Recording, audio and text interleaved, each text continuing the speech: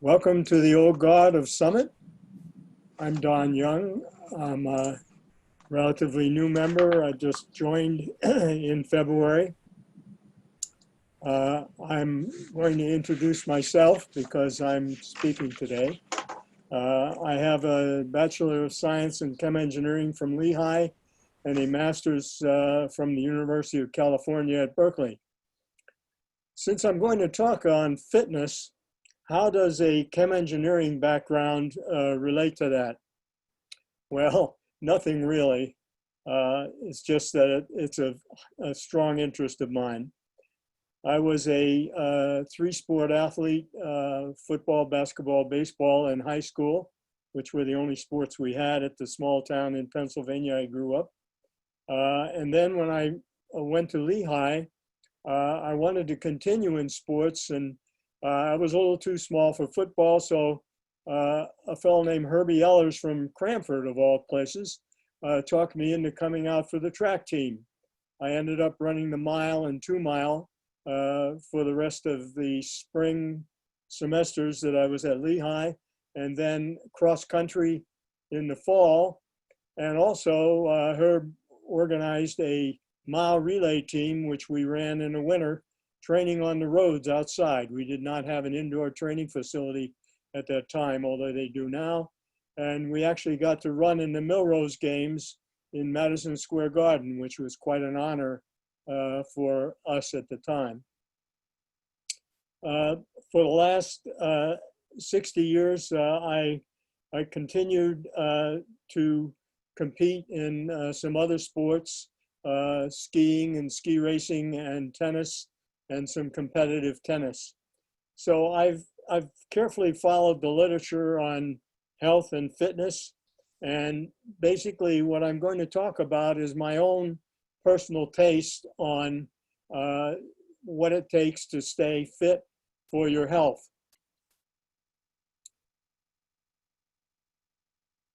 I need to find the, let's see.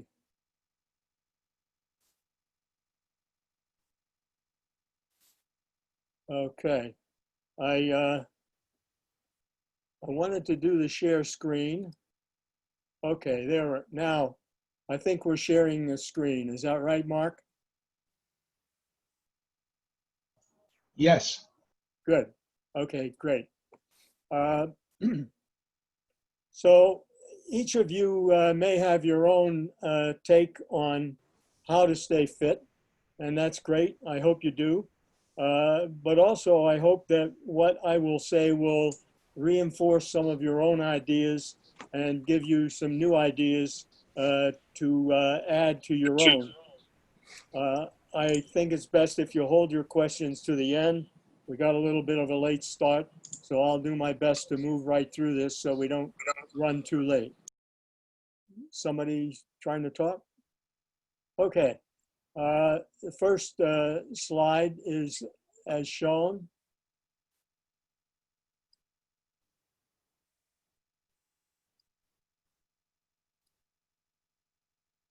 Okay.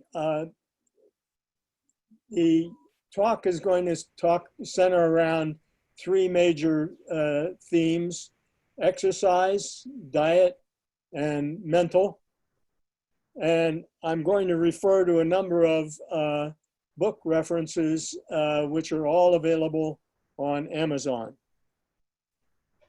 But first, before I get into those, a very common problem that many of us have is back pain. And I'm wondering how many are still experiencing back pain. If you have a chance to do it, please raise your blue hand. Would be interested to see how many people are, as commonly happens, how many people are still experiencing back pain. Let me see if I can see the... Actually, it might be better if you click yes instead of raise a hand, because then we see a count. Okay. Don, while they're doing that, Didn't you want to put your PowerPoint into presentation mode so it'd be full screen? Yeah, I did, but for some reason it didn't want to do that. Hmm. Let me see. If you look at the bottom row, yeah, just below the word back, there's an icon that looks like a screen on a tripod. That should do it. Good. Ah, there we go. Okay.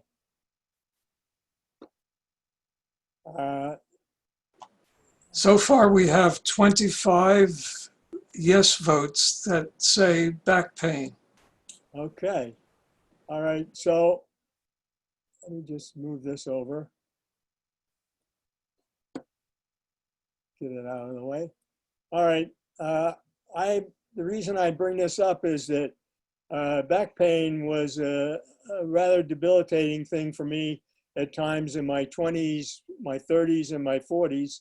At each time when some trigger would cause me to go into back spasm, and it would be days before I would get out of it. And the last time I had it was in 1986 when I discovered a book called Backache Relief, which is, I'm just holding it up here. Well, this doesn't want to advance. Let me see if I can get it to advance. Okay. It was a book by two science writers of the New York Times with the names Klein and Sobel, which was written in 1985. And when I was recovering from my back problem in 86, I found this book in a bookstore. It was a survey of 500 people all across the United States. And what they found was that the most universally helpful thing was not doctors who simply wanted to prescribe medicine. It was not chiropractors, which was a very short-term benefit. It wasn't a whole lot of other things. What the main thing that helped people, and these were people like long-distance truck drivers, people that did a lot of sitting and therefore developed a lot of back problems. The key was a set of exercises that would help resolve their back pain or help them to avoid it by toning their stomach and back muscles. Oops.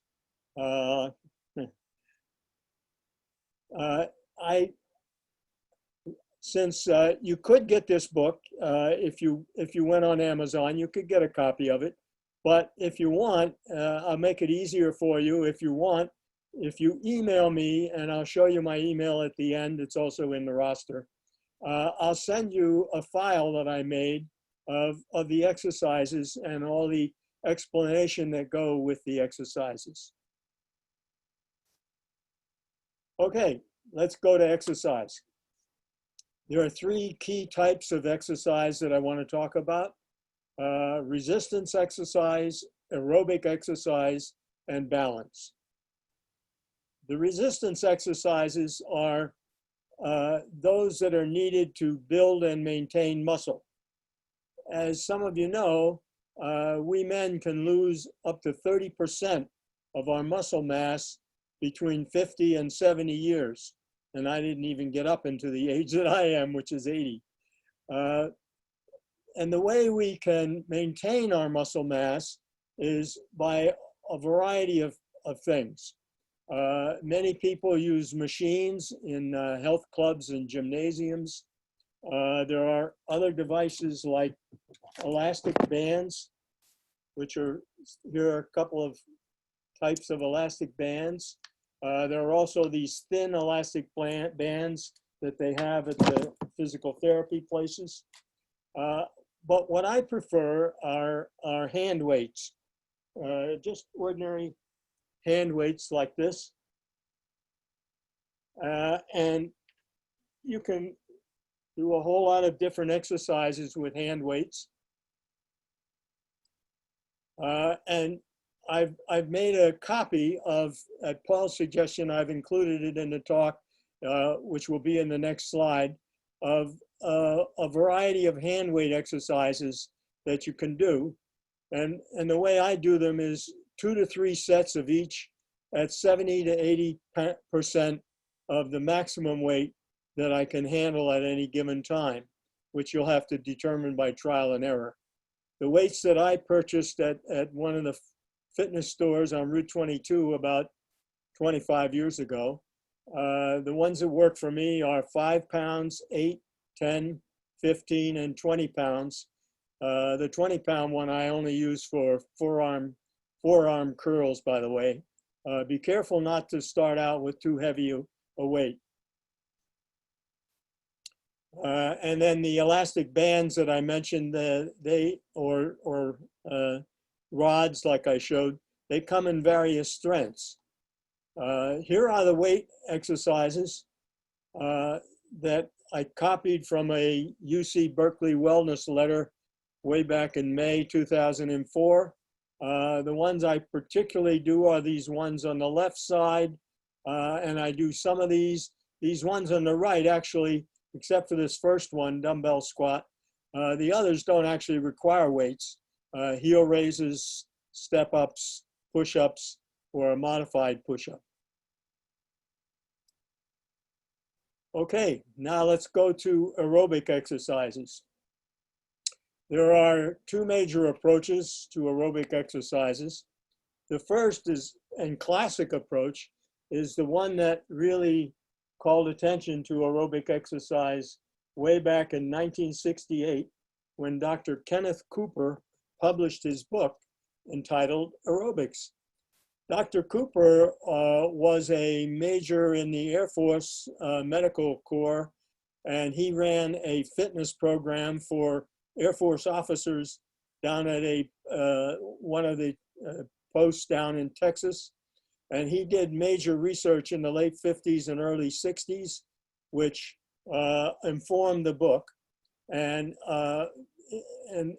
it was very scientifically done. He had, of course, equipment for measuring the oxygen intake as you would do various exercises, which is what he used to particularly frame his program. And his program basically entailed determining your current condition. And to do that, he developed a 12-minute test. And the 12-minute test, I'm going to read the 5 categories. Very poor was, oh, and by the way, this 12-minute test, you would run if you could, or walk and run, or just walk, and go as far as you could. And if you did this on a track, it would be pretty easy to tell. Otherwise, you could do it on a place where you could measure the distance, say, with a car. If you did less than 1 mile, and that was a particular oxygen consumption, your condition was very poor. 1 to 1.24 miles, your fitness condition was poor. 1.25 to 1.49 miles is fair. 1.50 to 1.74 miles is good. And 1.75 miles or more was excellent. So this is a starting point. This is to tell you where you are so you know how to get started on your exercising without overdoing it. And then Cooper developed what he called his 30-point program. And this program was enough to begin to develop a good fitness condition and then maintain a good fitness condition. And by achieving what he called the training effect. And in this book are the tables for each condition that I just read off, how you should start and what you should do each week and each month for a period of time until you got up to a much improved fitness condition and then maintained it.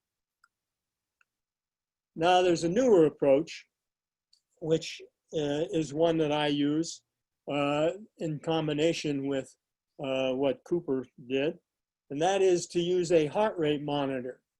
And to measure your heart rate, you use a device like I'm about to talk about, and to maintain your heart rate within a certain range. And the range, that's a very conservative way of determining that range, is to calculate the maximum pulse as 220 minus your age. Now I'll show a table of those in a moment. And then to maintain an aerobic range is 70 to 80% of your maximum range. But even better than just doing that is to combine the approach of Cooper with the approach of maintaining a heart rate in the aerobic range. And what I found is working for me right now, but keep in mind, I've been doing this for the last 60 years. So you wouldn't want to jump right into doing this if you're not used to it. I walk on days when it's not too hot. And by the way, that's best in the morning. I walk for 3 minutes and then I jog for 2 minutes. So at the 3-minute mark, I start jogging. At 5 minutes, I walk again. At 8 minutes, I start jogging. At 10 minutes, I walk again, etc. And I keep that up for about 45 or 50 minutes. And I use my heart rate monitor to monitor how I'm doing in that time. And it also measures the total time. And a caution here. Once you start doing some type of aerobic exercise, and it starts to feel pretty good and you feel like you can do more, rather than increase the severity, I recommend going a little longer. Like say you start out by walking 10 minutes, and then after you've walked 10 minutes for say a month, then maybe extend it to 15 minutes. And then the next month, 20 minutes. That way, you're less likely to overdo it and to strain your heart or your body. Whereas if you just immediately start trying to walk faster or jog more, jog at a faster rate, you might hurt yourself. And I certainly don't want anyone to do that. Before doing an aerobic program, if you've not been used to doing it, it would be wise to get a full checkup by a doctor. They'll probably be very conservative and caution you. I would encourage you to see Cooper's aerobics book, because he dealt with some people who were really in pretty terrible shape. And he talks about how he was able to improve their condition safely. But that's an important thing, especially if you're in a very poor condition and have not been doing aerobic exercise. You need to start very slowly and build up very slowly to try to improve your fitness. Now, here are the calculations, pretty easy. If you're 40, your max would be 180, and there are the 70 and 80%. At 60, your max would be 160, and there are those 70 and 80%. And if you're 80, which I am this year, your max is theoretically, according to this calculation, only 140. And so 70 and 80% would be 98 to 112. Now, as I said, this is pretty, for somebody who's been exercising regularly, like myself, this is a very conservative calculation, because I normally exercise in this range, which is basically the age of a 40-year-old. So, and I do it without any feeling of strain or after effects. So just be careful and use a thoughtful process. The American Heart Association has recommended in recent years 20 to 30 minutes of aerobic exercise at least 3 times a week. And if you're in poor condition, by the way, and say you're 80 years old, walking will get you into this range easily. So you don't have to think about doing something severe to get into the aerobic range, especially if you're not in good physical condition. The exercises that Cooper mentions in his book are listed here: running, swimming, cycling, walking, handball, basketball, and squash, with the best being running and the poorest being squash. Swimming is interesting. It's a great exercise for someone who has joint problems, knee problems, foot problems, hip problems, because the buoyancy of the water supports you. So you don't have any impact or stresses on those joints. On the other hand, because the buoyancy of the water supports you in swimming, it's not what's called weight bearing. And weight bearing exercises are ones that give you the benefit for your bone density. So you have to be careful. If you're only doing swimming and that's all you've done for quite a while, you probably ought to have a bone density measurement and consider, if you can, perhaps do some walking or more walking than you normally do to try to keep your bone density up. There is one exercise that I think is terrific, which is not listed because it doesn't really fit with our climate, and that's cross-country skiing, Nordic skiing as it's also called. I did some of that in my 30s. I think it's the king of the aerobic exercise because you're using your legs and your arms. And if you've ever watched on the Olympics, watched some of the Nordic cross-country skiing events, it's tiring just to watch. It's so difficult. Anyway, those are the exercises that are recommended. Now let's turn to balance. Balance is critical. As you can imagine, if we don't have good balance, we may fall. Whoops, went back. And you may fall and hurt yourself. You may break something. You may even hit your head and end up with a really serious problem. How can you work on balance? Well, I'm sure Tai Chi would help, or yoga classes would help. And if you learn them, then you can do them at home, or you can do them by watching an online trainer. My wife does an hour of yoga classes every day because of a chronic back problem from auto accident of 40 years ago, and it allows her to enjoy her day. Another way you can work on it, and this is what a lot of the physical therapy people use, is a balance pad. It's about a 2-inch thick, fairly firm foam pad. And the way it's used is you stand on one foot for 30 seconds, and then you alternate and stand on the other foot. It's not easy. And it's a good way to work on it if you want to work on your balance. What I like to do is just practice working on my balance as part of my daily routine, rather than just assume I don't have good balance and do things in a way that don't require balance. For example, when I dry off from the shower, I stand on one foot and I try not to get too much assistance to dry off the other leg. I use stairs instead of using an elevator. And I'm walking up and down the stairs, I try not to hold on to a railing. Now, I'd be cautious, of course. If you have a balance problem, you better keep your arm near the railing.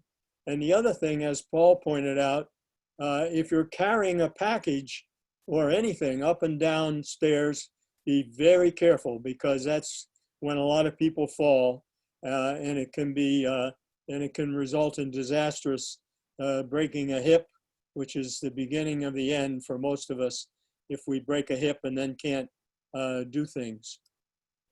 But I consider balance a great example of use it or lose it, that you can develop, you can maintain it if you use it, but if you don't use it, you might lose it.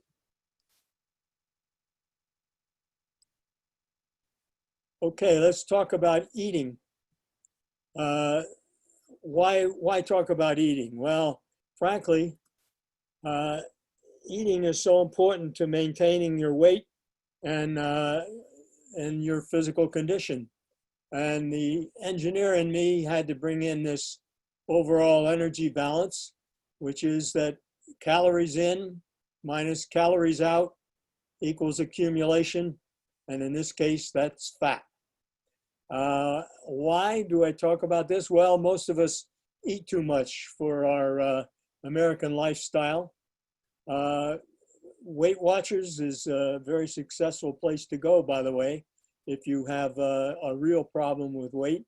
And one of the things they recommend is smaller plates for portion control, so that we keep the portions down to enough to maintain our health, but not too much. And also when shopping, it's important. That's when I believe it's important to start the portion control. For example, when I buy salmon at the supermarket, 3/4 of a pound of a piece of salmon is plenty for my wife and myself, cut into 2 pieces, and it's a meal for the 2 of us. And I would caution you then to do not expect to control your weight or your cholesterol by exercise alone. I can tell you, because I've exercised my whole life, when I have not controlled my eating, my weight starts going up. And it's only by controlling my eating and by regular exercise that I've maintained my weight at a very steady level over the last 10 to 15 years. Some references related to eating. Controlling Cholesterol is another book by Kenneth Cooper in 1988, again based on a lot of very scientific research that he did at his fitness institute. Another good book is The End of Overeating by Dr. David A. Kessler, was published in 2009. As I said earlier, these are all available on Amazon. Dr. Kessler was the head of the FDA for a number of years before this, and so he's a very authoritative author. It's not so much about dieting. It's more about what the food companies have done in jiggling in their laboratories and so forth, and in their testing programs, jiggling the formulations of their products so that basically they become hard to resist, so that people eat more and more and more, so that what they're really doing is formulating for their sales and not so much at all for our health. So that's an excellent book to find out about that. Another point I'd like to make is that in my own experience, based on what started, I don't know, 10, 15 years ago, maybe 20 years ago, low-fat foods are not the answer to maintaining good health. Because what the food companies have done, and Dr. Kessler's book will tell you all about that, is when they went to low-fat, when they formulated for low-fat foods, what they did was they jacked up the amount of sugars. And unless you're a chemist, you may not recognize all the sugars like fructose, and of course glucose is sugar, dextrose, and many other sugars that they put in the foods to make them highly desirable. In my opinion, what you need to look at is the carbohydrate content. It's the carbohydrates that really matter, especially if you're either diabetic or pre-diabetic. Watch the carbohydrates. Don't worry about the fats. many times an ordinary food that has ordinary amounts of fats but has much lower carbohydrates is a better choice. Mental. There's a lot of connection between mental attitudes and mental things and fitness. One of the things that we all need to do is find our purpose in life, because without a defined purpose, we're less motivated to stay active and stay engaged. Change your attitude. As we get older, we need to accept new roles, and we need to embrace those new roles. We need to be flexible to adjust to new situations. In my opinion, it's important to have regular doctor visits and regular blood tests. I see this as important not only for my health, but as a motivator. As a person who's a pre-diabetic, I want to keep my A1C level down below 7. And so by getting every 6 months, getting a blood test, and it causes me to think more about what I'm eating and keeping my carbohydrate levels down. Pursue new goals and interests. Try some new modes of operating, try volunteering, and so forth. There is clearly a mental and physical condition. And in my own case, I think about it almost every day because in the home that we have, there are stairs to the second floor, there's stairs to the basement, which is our pantry where we keep a lot of food. So I'm walking up and down the stairs a lot. And when I do, I usually think to myself, well, that's part of my exercise program. Similarly, when I go to the supermarket and I shop and I end up parking further out on the parking lot, as I walk in, I think about the fact that, you know, I'm getting a benefit in my exercise program from walking. Oh, and by the way, I found an article, there was just last Tuesday in the Science Times and the New York Times, there was an article by the fitness person that writes for the Times, Gretchen Reynolds, entitled "Give Your Brain a Boost." And it's about some new data that has been shown that exercise prompts the liver to produce a rejuvenating protein, which in turn is very beneficial to the brain and may even help stave off dementia, but also is very helpful in giving good brain activity and brain alertness. Paul found that link for that online, and I believe he's going to include that in the follow-up to the meeting when he puts out the notice about the video. Right, Paul? Another thing for motivation. I find it helpful, and have for many, many years, to keep a daily record.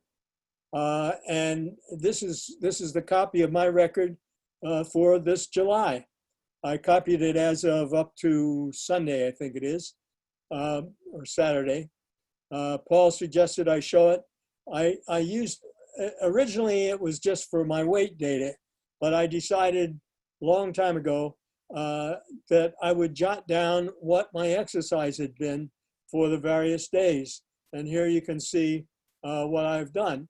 And I don't really do very much with this data, although I've often thought I could. Just writing it down and keeping a record, to me, is a subtle motivator for continuing to do what you've decided you really want to do. Like, you know, your New Year's resolution. How do you keep reminding yourself and motivating yourself to do what you want? I even jot down the temperature over here on the side because it matters. Okay, putting it all together, I want to mention a study that was published a few years ago that really relates to how do we live a long, healthy, and happy life. Say you want to live to be 100, which most of us would like to do, provided we stay healthy.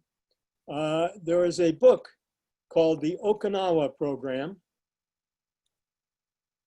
Again, available on Amazon. It's a rather thick, soft cover book with authors, twin brothers actually, who were doctors, both of whom came from Harvard Medical School. One is a medical doctor, and the other was I believe a social psychologist. It was published in 2001, and it was based on a 25-year program studying the people of the island of Okinawa. And the reason they did this was that they already knew that, and they documented the fact that Okinawa had the most documented centenarians in the world. Why couldn't they say that? Well, starting with the Meiji Restoration in the 1870s in Japan, every town and every location that was in Japan, and Okinawa was part of Japan, still is, had to keep careful records of births and deaths and various things like that. So they had all these records available. The key findings of the study were that there was an overwhelming influence of lifestyle factors, not so much genetics, regular physical activity, a mostly plant-based healthy diet, fish and plant-based, and social connectedness, family and friends and organizations that the people of Okinawa continue to avail themselves of. So I highly recommend this book if you want to get some more information about the various things that they talk about in it. 10 healing foods and herbs, 16 ways to eliminate excess calories, etc. 4 keys to becoming and staying optimistic. It's an excellent book. Thank you for your attention. I will be happy to answer any questions. If you send me send me an email, here's my email, dgyoung3@verizon.net. Send me an email and I'll send you any files that you would like to have, including the whole presentation if you want, as an attachment. Some additional references before we take the questions. If you want to try running, or you want to do some walking, or you simply want to get some new shoes for walking, which is highly desirable, I would recommend the Sneaker Factory, which is on Main Street in Millburn. They've been there for many years, and they still are, as far as I can tell. They have very good salespeople. You should take your old shoes, your old walking or running shoes, and they'll watch you walk across the store or jog across the store, and they'll check your gait, but they'll particularly look at your shoes to see how they're worn. And if they're worn in certain ways, they'll recommend shoes that are best for that type of gait. For example, I was a long striding runner for many years, starting with running in college. And I would come down on my heel. When I would stride out, my heel would strike first. Well, a lot of people do that, and some get away with it okay. But in many cases, and I was one of them, when I came down on my heel and then rocked forward on the foot, I was putting very high stresses on my arch.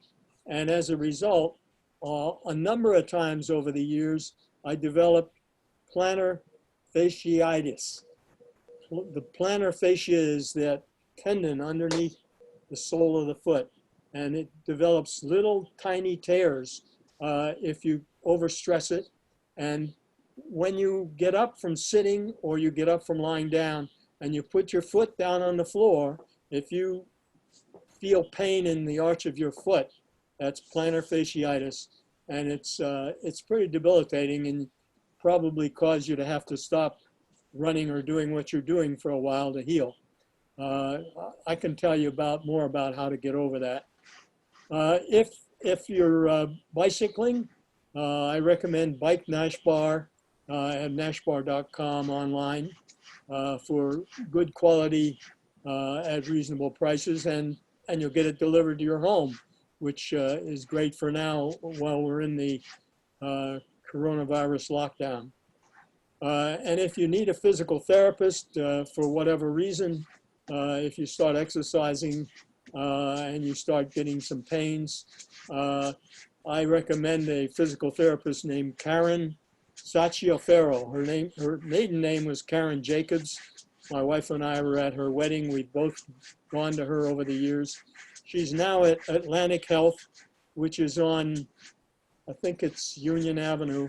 At any rate, it's in New Providence. If you look up Atlantic Health Physical Therapy in New Providence, if you want to go there and you want to use insurance to pay for it, you would need a prescription from some kind of doctor, unfortunately. So just bear that in mind. So thank you very much. I think we're ready to accept questions, right? Yes. Shall we turn off the screen sharing? Yes, I will. Okay, good, perfect. And I'm going to unpin your video too. Okay, there you go. Now, to start the questions, Bill Tittle. Yeah, Don, thank you. A very inspiring talk. You're one of the guys I dislike, you know. All your life you've stayed in shape, but for me, I worked a lot, and I got off the wagon, so to speak. I have a very specific question for you. I love the game of golf, and one of the key things in golf, in my opinion, is hand strength. Now, you may not play any rackets or sports or something, but do you have any advice? I want to be out with the big boys, you know, on the driving range, and I want to work on hand strength. Yeah, that's where the resistance exercises come in. Get yourself a few weights, and depending on how strong you are. Oh, and you can use cans, by the way, but I've never done that. But that's one way. And doing just forearm curls to start with, and wrist. You could do some wrist exercises as well, because a lot of it, I'm sure, is in the wrists. But another one might be what's called the fly, the butterfly, where you lay on your back and you raise weights over your head. That would give you shoulder and pectoral muscle exercises, which are helpful. And then holding on to weights and raising your arms out from your sides outward. That's good for the deltoid muscles. So I think you're a prime candidate for doing resistance exercises. Thanks, Don. Al Aho. Thank you again for a very interesting and useful talk. One thing you didn't talk about was you need willpower to keep this up all your life.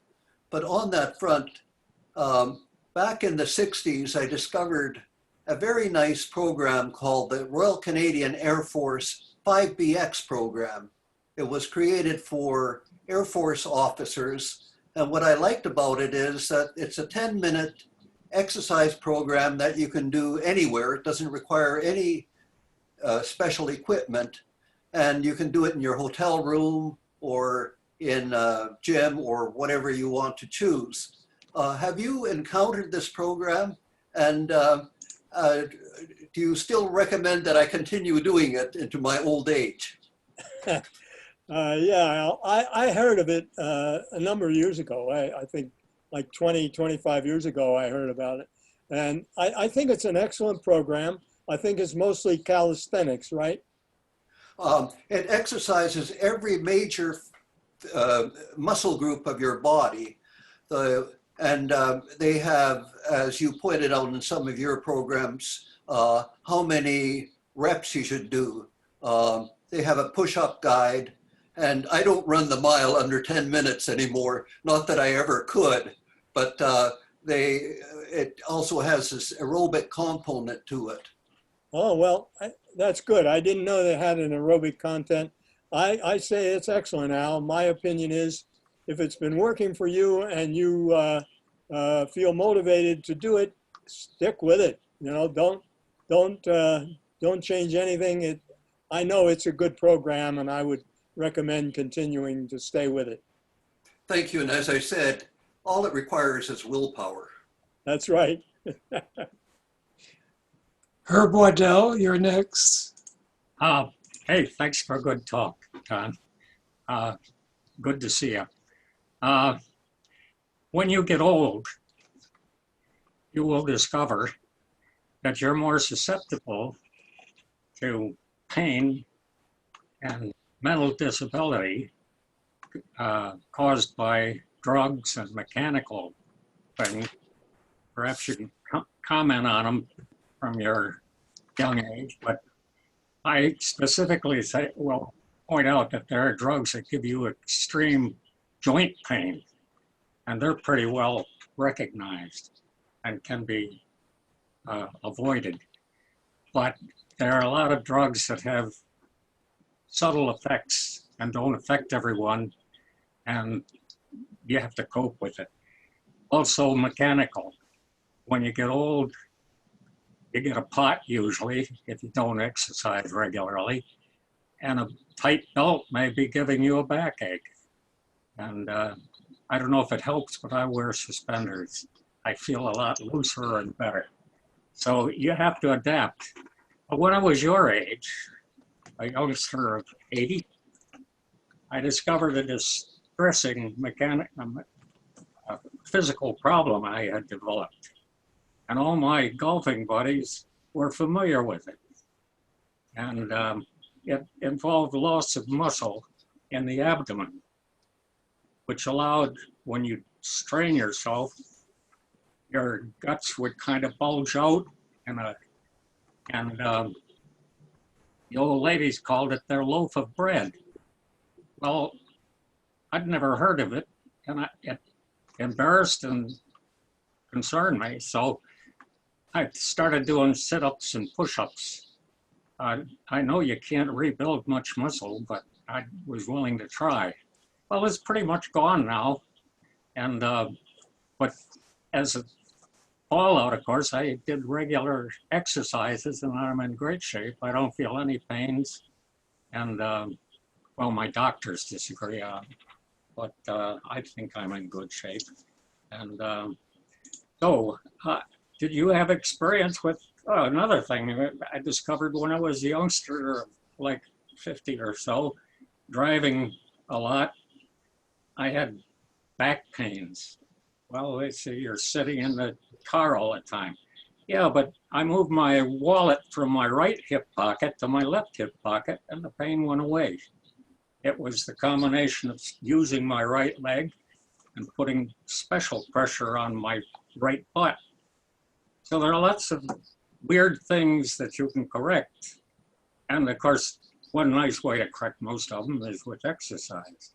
So have you had experiences like that with, say, a pain that gives you severe shoulder pain, a drug?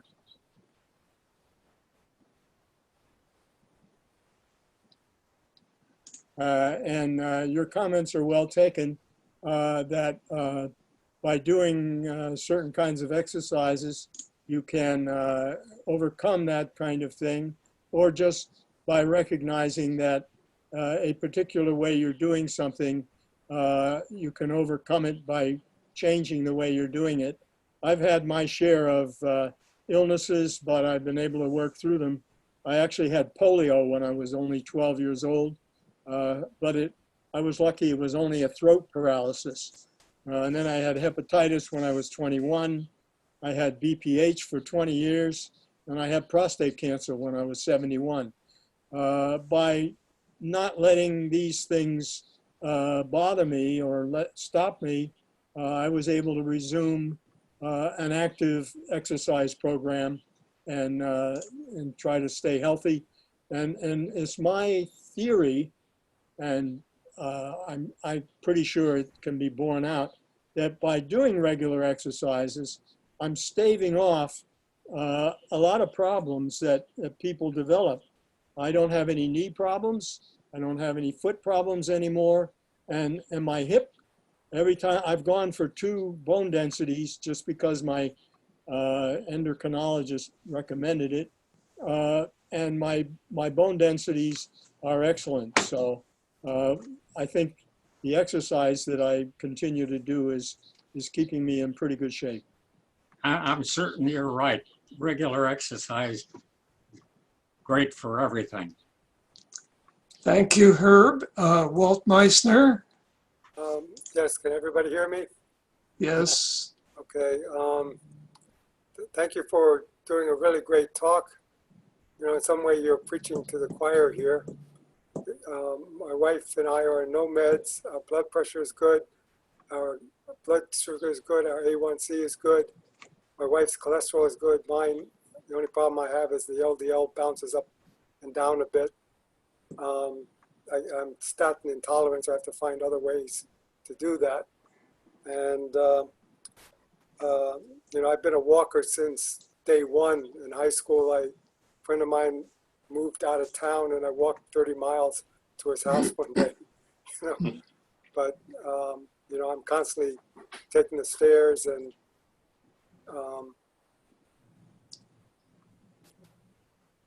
you know, I'm constantly taking the stairs and, you know, one reason is because I hate elevators, but, and I did go to a nutritionist because my BMI technically was between obese and beyond that, or something like overweight and obese, I think. And so she helped me lose weight. And, you know, again, it comes down to portion control. She said half the plate should be vegetables, 2 servings of vegetables. A quarter should be 1 serving of meat, which is 3 to 4 ounces. Most people eat way more than that. And the other quarter should be, you know, 1 serving of carbohydrates.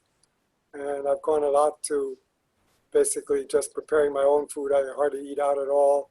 If I buy food, if it's got preservatives in it, if it's got chemicals in it, you know, if it's got partially hydrogenated anything in it, it's not on my shopping list. But I do have a couple of questions. One is, you know, I do walk around the block a lot, and there was a time I was doing it like every day, and you know, my hips started to hurt, and more recently I have back pain, and I know I had a scan, X-ray done, and I guess some of the discs aren't that great, and also when I was young, I could, you know, I could do stretch, I could stand up and touch my toes, you know, from a standing position, and I can't do that anymore. And the doctor explained that it's the fascia, which is the, you know, the silver skin that wraps around the muscle that stiffens up. Do you have any comments on that? Yeah. First, let me comment on your cholesterol issue. Yes. I mentioned Cooper's book, Controlling Cholesterol. You might want to look for that online on Amazon. Yeah, let me mention something for the people that didn't notice. All the books that you referenced, I found them on Amazon, and I posted the links on the chat group. So anybody that wants to click on them, they can get to all the books you recommended. Great, thank you, Walt. Now, as far as, yeah, one should develop issues like back pain issues and hip issues. Things get more difficult. Now, that's where something like swimming would benefit you, because I'm pretty sure if you started a swimming program at the local YMCA or indoor, Cranford has an indoor pool, which I did, by the way, when I was having plantar fasciitis way back in my mid 40s. I went to the swimming pool and I swam for a year or two and stopped running. You might try swimming. That'll help keep you fit. As far as your hip and your back problems, I don't have any wise thoughts on what you can do about that. There's medications, of course. Maybe you can find some of the other exercises that are there are some programs or some equipment in health clubs like there's all kinds of equipment in health clubs that you can use for aerobic exercise if that's what you're trying to get. And you might experiment with some of those to find if there's one that maybe you can do without causing, like a rowing machine or a stair stepping machine or any of those different kinds of pieces of equipment. I don't like health clubs myself. I just never have, except when we had one at Exxon that I helped found way back in the mid 80s. So, Okay. I don't know. Go ahead. I want to mention that it's 11:30. We're going to continue for a few minutes to cover more questions, but officially we are finished, so anybody who chooses to leave may do so. Please note that after this meeting, we have the technology group. Okay, now we'll continue for a little bit longer. Bobby, it's your turn now. Yeah. Can you hear me? Yes. I have a balance issue, I think. And one of the things that I do, I sort of go on an angle when I'm walking. And my wife says your mental issue, not your balance issue. But does that happen when you have getting old and fear of balance issue causes your balance issue, or is it that she's right? Well, there's something else that might be going on here. You have a tendency to lean to one side when you're walking. Yeah. Have you checked your leg length? Checked it what? Your leg length. In other words, if you lie down on the floor and you raise your legs up and then you stick them out straight so that they're even, do your heels come even, or are they misadjusted? The reason I bring that up is that's a favorite thing of chiropractors, by the way. They often jump on that and say, oh, your leg is out, now I need to do an adjustment. Well, it turns out that it's probably not your legs. It's probably your pelvis. Your pelvis gets misadjusted. I know this because my wife has this problem. It came about as a result of muscle damage that she got from an accident. And so we have a technique that I learned from this physical therapist I mentioned, Karen Sacciaferro, that I can adjust her legs, or actually her pelvis, so that her leg length is even. So you might go, my feeling is you'd best go to somebody like this woman, Karen Sacciaferro, and talk to her about your concern. And she'll check your balance, and she'll show you different techniques to work on your balance, like that balance pad I showed you. But she'll also, she'll check to see if your leg length is even. And if it isn't, she'll show you this technique. That's where we learned it. She calls it the muscle energy technique. And you pull on one knee and she pushes on the other. And I but it requires another person to be able to do it. So that's my comment on your concern. Thank you. Peter Merritt, I'm unmuted. It said I'm unmuted. we can hear you, Peter. Yeah, okay. No, it was excellent talk. I've been an athlete all my life, really, since I was very young. I've been involved in a lot of sports, rugby, cricket, and track mostly. One of the things, in addition to the points made, which are all excellent, and I try to adhere to many of them, is actually walking with 5-pound weight in each hand, held out in front of you at shoulder length. And that is what is the best thing for strengthening your back and your stomach and for taking away back pain. One of the mistakes that a lot of people make is twisting their back to get rid of back pain. And people actually make it worse by oftentimes by doing crunches in the wrong way or twisting in the wrong way and playing golf in the wrong way, where the stress is put on the spine and the twisting. What is really required is to strengthen the muscles around the spine, and this is done by having weights, and one way is walking with weights out in front of you. That straightens the spine and strengthens your core. So in addition to what was mentioned, personally I would recommend that. I think that the talk was excellent. I do what I call cross training, and doing with 5-pound weights, I can combine aerobics and all of the weight exercises all in one, so that it doesn't take so much time.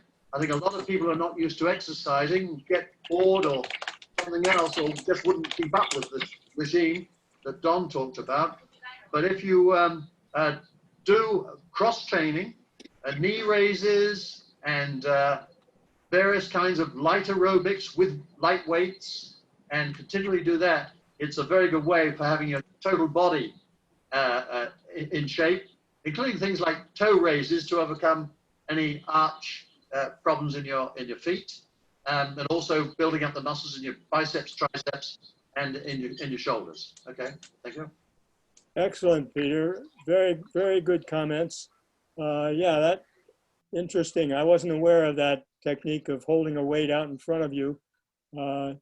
Mostly, I think people go to power walking, which is mainly walking faster and swinging the arms.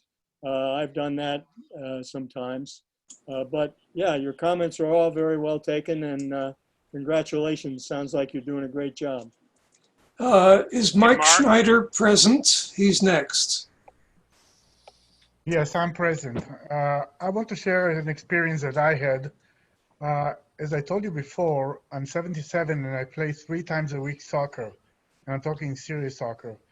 At the end of 1977, I could barely walk. And my wife also could barely walk. And she discovered, hearing on the news about something which may help some other people. I'm talking about knees now. It's called raisins in gin. Now, it sounds very funny or strange, but what you do take is a whole pack of raisins, you put it in a jar, and you cover it with the cheapest gin that you have. You leave it 5 days open, and the gin goes into some sort of chemical reaction with the raisins. The doctors are not really sure what's happening. Now, I'm not a voodoo type of a person, so I didn't take it, but my wife started taking it, and I noticed after about 2 weeks that she's moving much better. So I would sneak out at night and take 1 or 2 spoons, and I use it for 2 weeks, and then suddenly the pain is gone. I'm playing soccer. There's absolutely zero pain. I'm running, not a problem. My wife is back to dancing. It doesn't help to everybody, but it helps mostly for the knees. And I'm not sure how it does, but it's worth trying. I'm taking it every day. That's wonderful. That sounds like one of the most pleasant exercises we've heard about. Tom Tobich is next. Thank you, Don. I appreciate it very much. I just wanted to, well, I've used a Nordic track machine that's probably 25 years old, and I have an exercise bike, and I do swim in the summer. I don't really like swimming inside, so I'm in reasonably good shape. But when COVID started, I started walking, particularly because I couldn't swim outside and I had more time. And what I discovered, I mean, I've been aware that there are step counters that have been out there for probably the last 10 years, certainly for at least the last 5 years. But I became aware that Apple has a health thing that counts your steps automatically. I've had an iPhone for, I don't know, 10 years, and I've never realized, I don't know when it started. But what I found is that it turned into something very motivating. It compares me to last month. It compares me to the year before. And I find myself trying to exercise more so that I'm not less than what I did last month or last week or last year.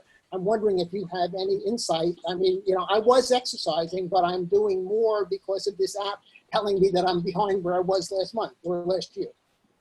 That's great, Tom.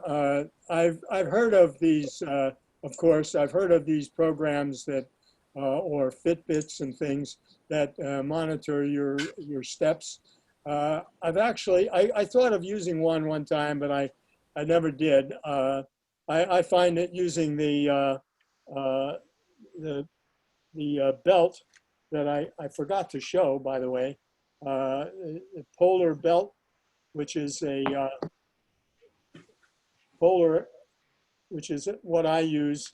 I find that it's the most accurate way of monitoring your pulse rate, but I think what you're doing is great. If that's what works for you, terrific. Stay at it.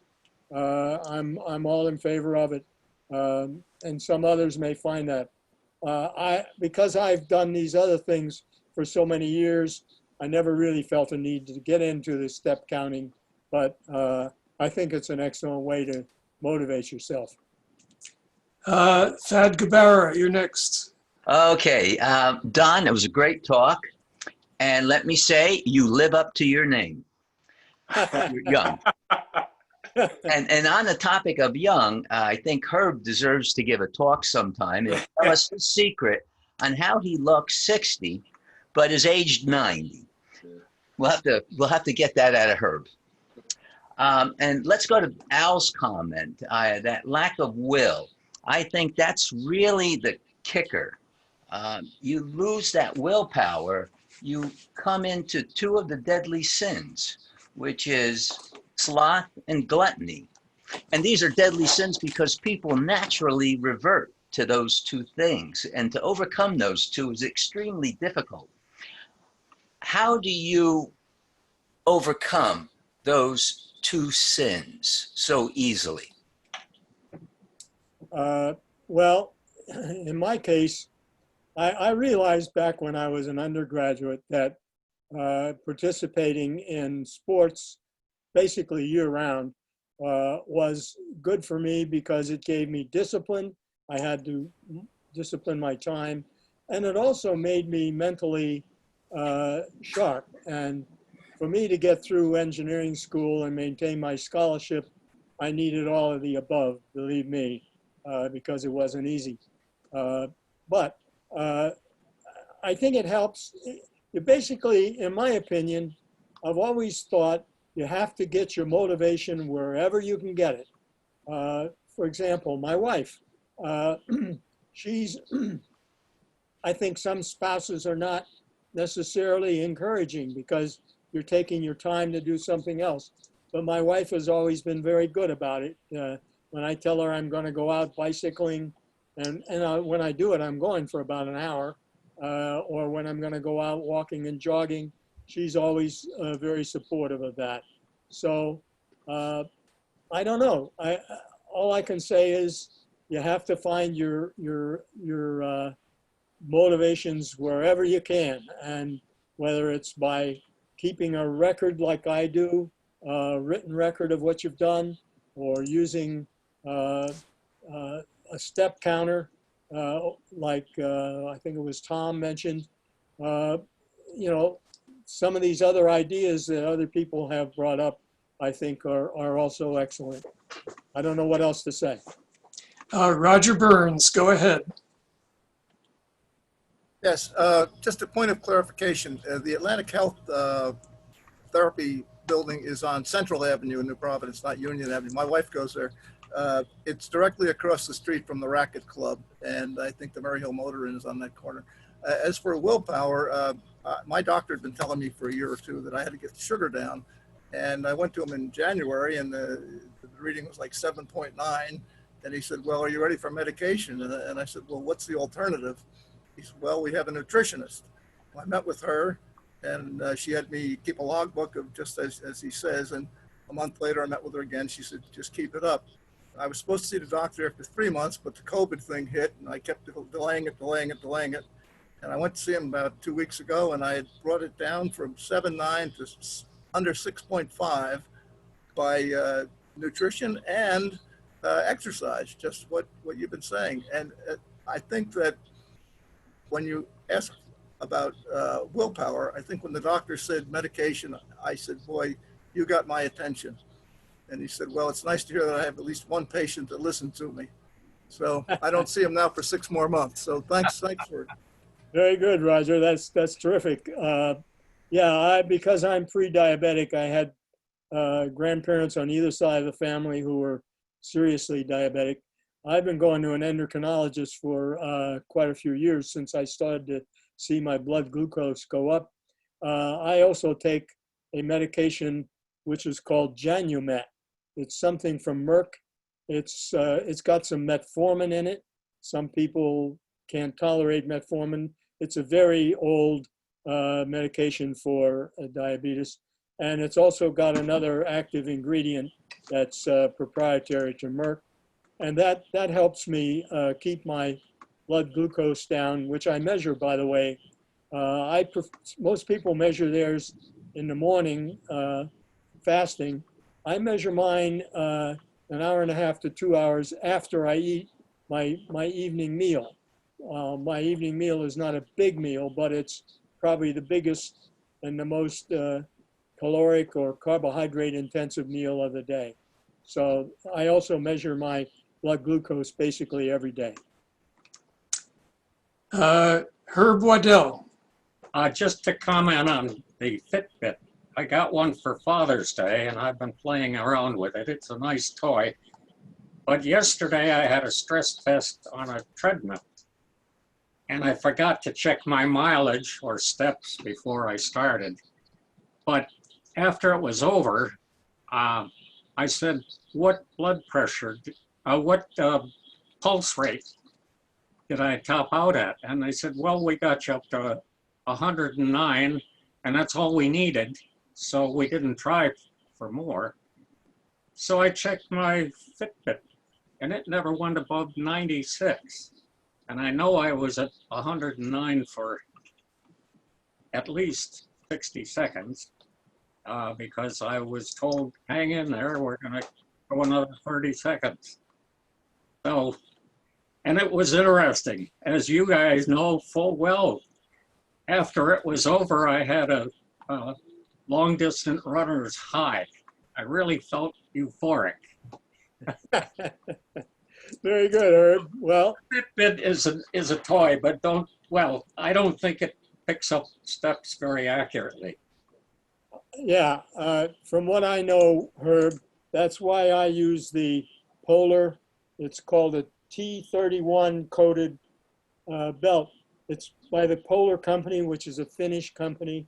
And you wet the belt before you put it on. I forgot to talk about this earlier, so that's why I'm mentioning it now. You wet the belt, you wet your chest, and then there's a wristwatch. The belt has the transmitter, and it transmits your pulse, and you observe it in the wristwatch. And the other benefit of it is that I don't have to wear another watch or timer because it times my total time of, say, when I'm walking and jogging, or even when I'm bicycling, although I also have a bicycle computer for that. And it tells you what not only what you were at a given time, your average pulse, but it also gives you your maximum pulse for the time that you've exercised and your average pulse for the whole time of exercising. And if you want a good pulse measurement, I recommend the Polar Belt for about $128 now on Amazon. You can get the belt and the wristwatch that goes with it. And the nice thing is, after about 10 years, my first belt, I think the battery in it expired. I sent it in, and for a fairly modest fee, they sent me back a new belt. And I've replaced the battery in the wristwatch once or twice. Other than that, I've been using them for 30 years. Okay, we're beginning to wind down now, but Fred, you're next. Thank you, Mark. Don, thank you. Excellent. I look forward to your book coming out. I was able to hop on midway today, so I didn't catch the early part. So you may have mentioned this, but just kind of curious about how you think about exercise throughout the day from a couple of perspectives. Do you put aside a slot of time, or do you find throughout the course of the day, whether you're sitting or watching TV or here, you're constantly in motion? And part and parcel of that, how do you go about stretching, thinking that how important, they say you're as young as your spine, so you want to keep that nimble, as well as how you handle the core portion of your body. So sort of a multi-point, but it's the cadence with what you do every day, and then how you think about the stretch and the core and the spine. Okay, Fred, good questions. I must admit that I'm a creature of habit, and having been an exerciser both in high school and college, and then later after working, I tend to be an afternoon exerciser unless it's too hot. Now lately my wife has been giving me heck about going out when it's 90 degrees, so I try to, if I'm gonna go bicycling or walking and jogging on a day that I know is gonna get really hot, I try to motivate myself to go out in the morning. I'm not very good about going out before breakfast. We eat oatmeal every morning. I have a special way of fixing it, Irish oatmeal. We always look forward to sitting down together and having our Irish oatmeal breakfast. So, my feeling is in these summertime days when it's so hot, if you can motivate yourself, get out there in the morning before it gets too hot, and you'll be better off. Frankly, if you're an active person and you're moving around a lot and you're not sitting too much, you're doing yourself a lot of good. Just being active, you're keeping yourself in motion. It's good for your body. As far as stretching, I don't usually stretch before I bicycle.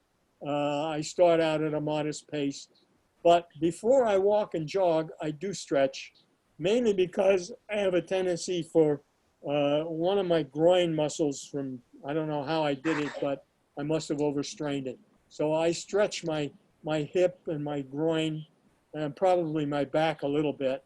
I also stretch my hamstrings to help avoid getting more plantar fasciitis. Those are the only stretches that I typically do. Paul, did you have a question? It'll be the last question.